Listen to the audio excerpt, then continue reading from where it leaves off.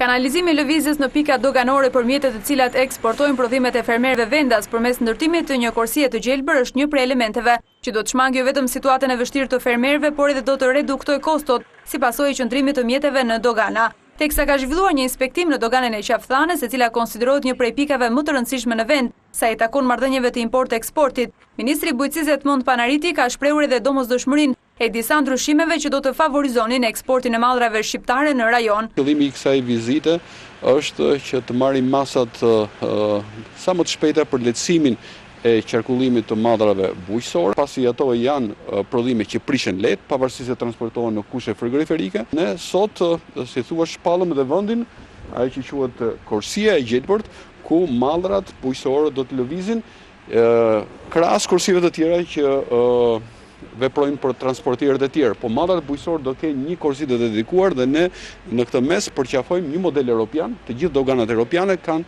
kursinë e gjelbërt për prodhimet bujqësore. Nevoja për ndërtimin e vijes së gjelbër, e cila mundëson kalimin e kamionëve në një kursi të posaçme, duke u shmangur atyre pritje në doganë, është përkrahur edhe nga drejtoresha e doganave Elisa Spiropali, e cila ka theksuar se gjatë muajve të fundit ka pasur një rritje të eksporteve.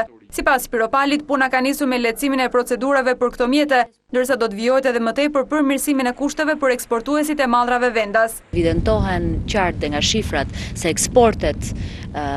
eksportet tona bujqësore drejt vendeve të tjera janë rritur, janë pothuajse dyfishuar. Dogana ka marrë angazhim që të lehtësoj lëvizjen e produkteve bujqësore shqiptare dhe konkretisht në doganën e Qafthanës, ku dhe shumica e produkteve kalojnë. Pika doganore e Qafthanës është një prej më të rëndësishmeve në vend, sa i takon lëvizjes së mjeteve të rënda, të cilat eksportojnë mallrat vendase.